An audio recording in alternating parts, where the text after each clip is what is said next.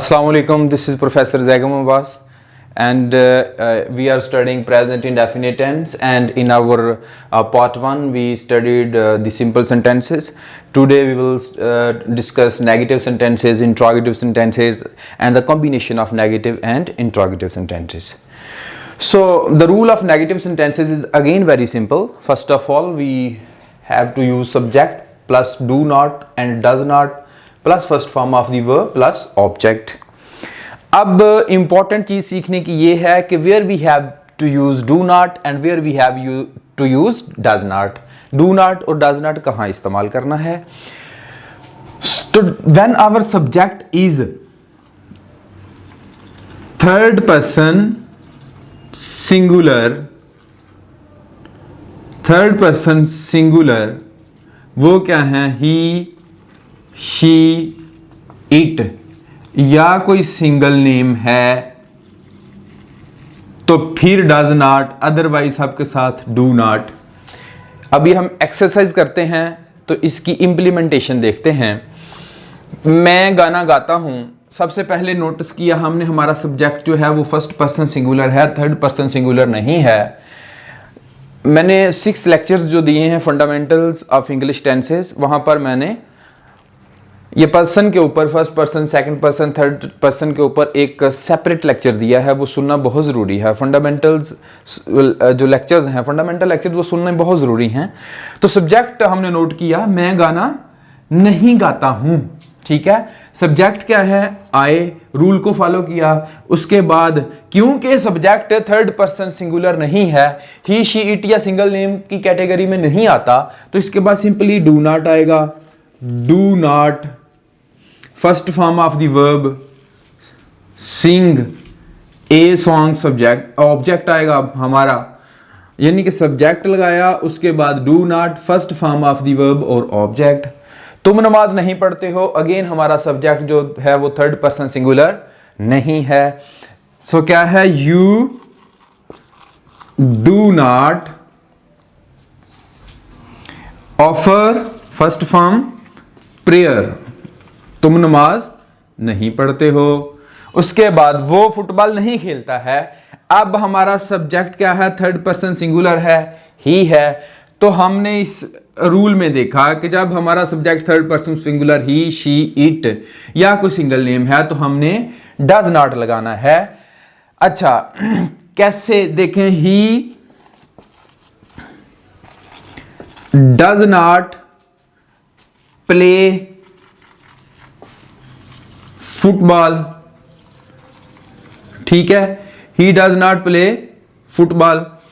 अब प्लेज का एस किधर आ गया है, डज के पास आ गया है, क्योंकि इस सेंटेंस को अगर मैं सिंपल लिखूं, अली फुटबॉल खेलता है, तो फिर क्या ना था, Ali pledge football.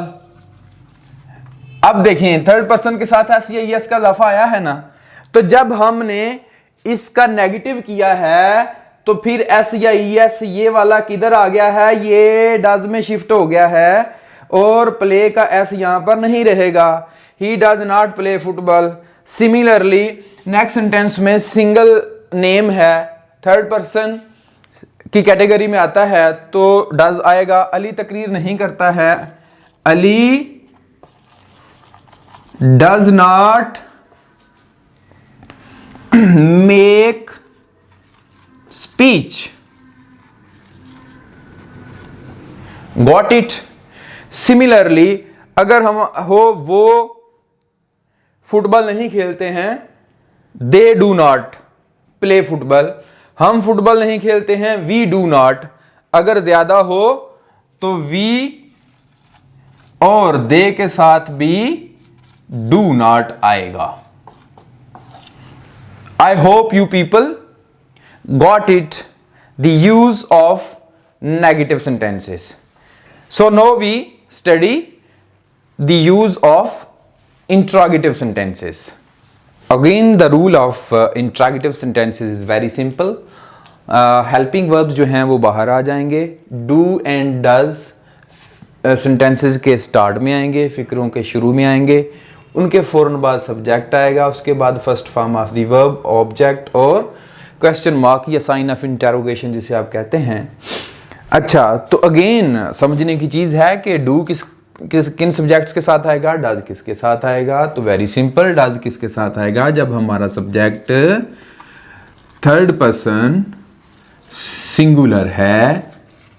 For example ही है, शी है, इट है, या कोई सिंगल नेम है तो डज आएगा, बाकी सब के साथ डू आएगा। क्या तुम नमाज पढ़ते हो, तो यहां पर तुम क्या है, सेकंड पर्सन है तो डू ही आएगा।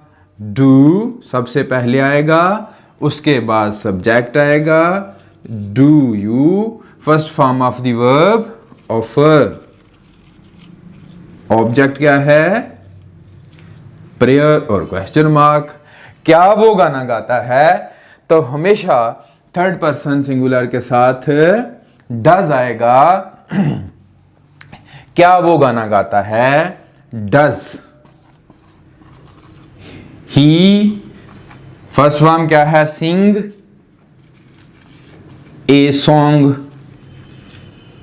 और क्वेश्चन मार्क। अब ये सेंटेंस अगर सिंपल होता, वो गाना गाता है, तो आना था ही सिंग्स ए सॉन्ग, वो गाना गाता है। तो यहां पर एस जो है ये, अब जब हमने इसका इंट्रोगेटिव बनाया है तो ये एस शिफ्ट होके डज के पास आ गया है, तो यहां एस नहीं आएगा। सिंपल सेंटेंसेस में यहां पर एस आएगा, ही सिंग्स ए सॉन्ग, वो गाना गाता है। लेकिन जब इसका इंट्रोगेटिव बनाएंगे तो यहां से एस जो है वो शिफ्ट होके डज में आ गया है, does he sing a song. Similarly क्या मैं गाना गाता हूं, यहां पर हमारा जो प्रोनाउन है मैं जो है, ये पर्सन, ये फर्स्ट पर्सन है, इसके साथ डू आएगा। डू आई सिंग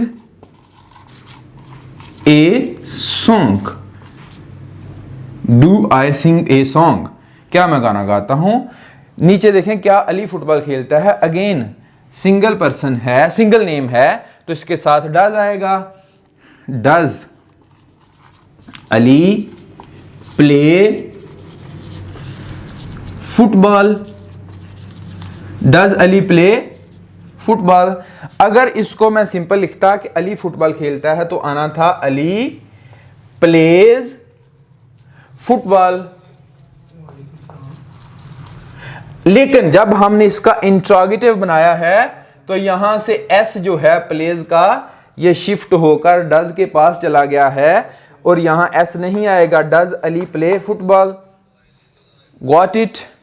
सिमिलरली अगर आए किसान फसल काट, क्या किसान फसल काटता है, तो किसान क्योंकि सिंगल है, does the farmer cut the crop, ठीक है। और इसी तरह वो हो, ज्यादा हूं, वो गाना गाते हैं, यानी कि दे और या वी ज्यादा हूं, तो उनसे पहले डू आएगा, ठीक है। Do the sing song, do we play cricket या do we play, got it, इनके साथ डू आएगा।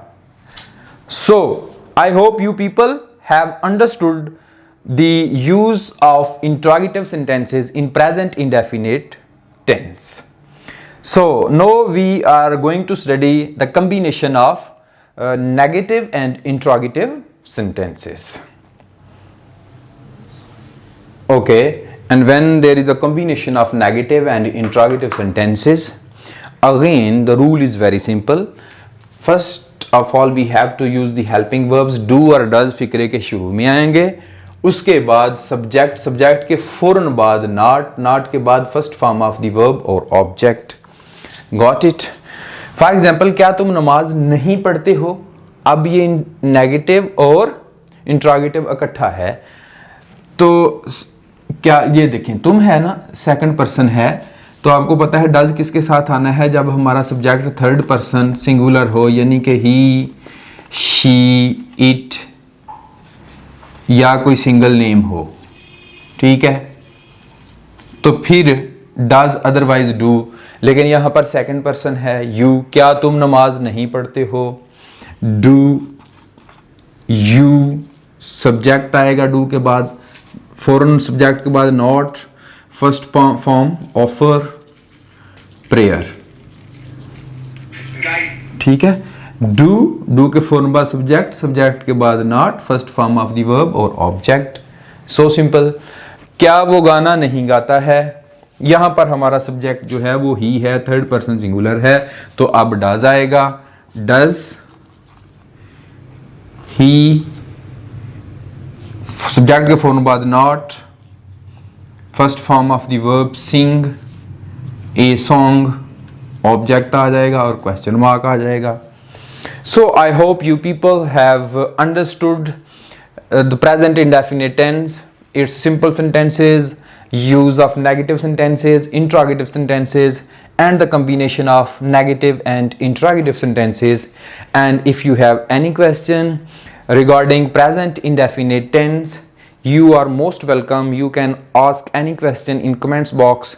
I welcome you all. I will definitely answer you people. Thank you so much. Thank you for watching.